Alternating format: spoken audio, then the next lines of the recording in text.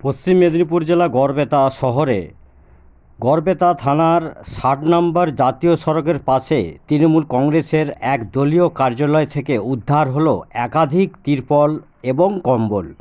এরই পাশাপাশি গড়বেতা থানার পুলিশ এবং গ্রামবাসীর থেকে এই তৃণমূল কার্যালয়টি ভাঙা হয়। বিজেপির তরফ থেকে জানানো হয়েছে এই সব তিরপল কম্বলগুলি গরিব মানুষের জন্যে আনা হয়েছিল।